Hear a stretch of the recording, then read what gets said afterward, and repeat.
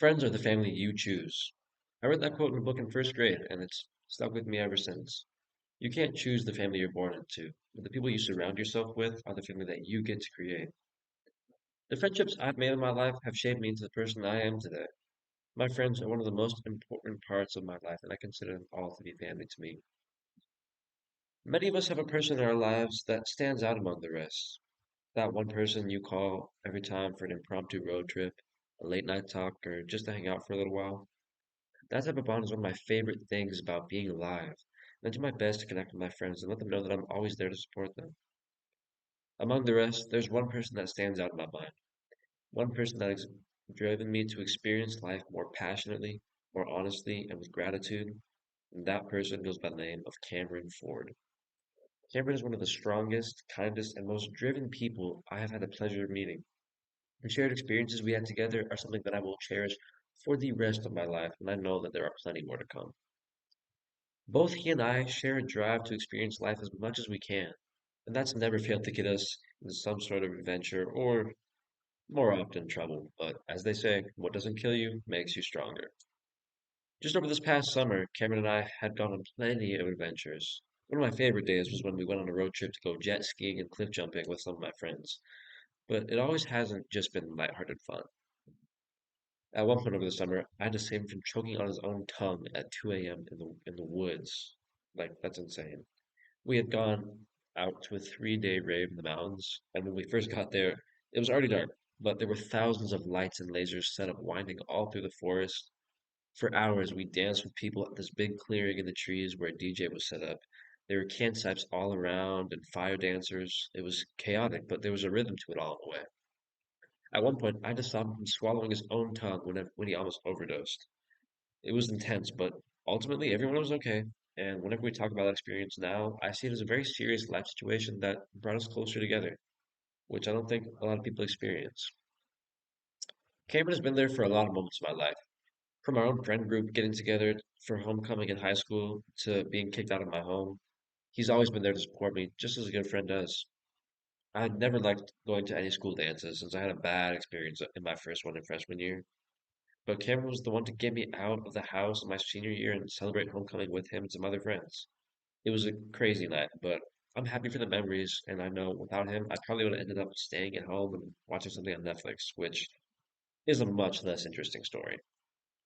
Earlier in high school, I used to be more introverted and a homebody, but Cameron helped me to break out of my shell, my routine, and actually experience life on my own instead of watching it play out across TV screens. But more than just the memories we create together, Cameron pushes me to be a better and more honest person, which is another part of our friendship that I really appreciate. I believe that the best kind of friends are the ones that you find yourself growing with the most as a person, the ones that naturally make you feel comfortable being your authentic self. And he's always been that kind of friend to me. When I was first discovering my passion for photography, Cameron was the one who would encourage me to bring my camera places and take pictures. And this ultimately got me into doing my first paid photography shoots and sparking the fire that I have photography now. Without his positive encouragement of me to bring my camera places, I don't think I would have been as comfortable with shooting real people and putting my work out there. But more than just motivating my interests, I feel that our friendship makes me into more of an open and honest person. Cameron and I have experienced a lot of intense life situations together, from parties getting shot up to talking about really difficult family situations. These shared experiences really force us to open up and be very honest with each other in a way that a lot of people don't do on a regular basis. This raw honesty was a trait that eventually I made sure to use as much as I could, and it's improved and deepened my relationship with both friends and family in my life a lot. I've been playing piano for 8 years, but until last year when Cameron and I would sneak into practice rooms at our high school and jam out on the guitar and piano, I never really felt comfortable playing in front of people. Now I feel way more comfortable playing for friends or at family gatherings when my tia bugs me to play a song for her. Overall, Cameron's bold personality and willingness to say whatever is on his mind helps me to come out of my shell more and grow into myself as a person. And that's the best kind of friend I can hope for. Not only is he a good friend, but he's a strong and resilient person. And watching him tackle the challenges life throws in his way inspires me to be more adverse in my own life. Growing up in a rough part of Washington, Cameron was around drug dealers and addicts often in his young life. And having those influences as a child can be a dangerous thing, but he did his best to stay on the right path. His parents were never present enough in his life, so he had to tackle many of those harsher life situations on his own. But at 17, he was already a manager at a local Albertsons High School. Teachers and administrators were always giving him a hard time, but I think what many of them failed to see was how the influences of his parents and life situations were affecting him, and that just showing up to school and putting in the work was so much more impressive than they could have imagined. I heard plenty of teachers tell him he wouldn't graduate, but I saw the fire in his eyes every time they would tell him that. So it was no surprise to me that he walked the stage just like the rest of us at the end of the year.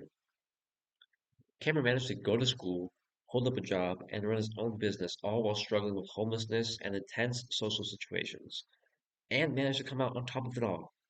Today, he works three jobs full time and has his own apartment. He's one of the hardest working and most persistent people I know, and I'm proud to call him a friend and a brother. It's no wonder that when I was asked to write a speech commemorating a person, I could think of no one more deserving than Cameron for it. Oftentimes, in a materialistic and fast-paced world, we fail to slow down and experience life for all that it has to offer. My friendship with Cam has taught me how to do just the opposite. Cameron is one of the most loyal, hardworking, adventurous, and tenacious people that I know. And having his presence in my life has rubbed qualities off on me in the best way possible. I'm grateful for the memories I've made and the lessons we've learned together. We may get ourselves into our fair share of trouble when we're together, but with Cameron, I've been able to experience the true depths of friendship in ways that I don't think many people get to in life. And for that, I'm truly grateful. Though we aren't related, to me, he will always be family.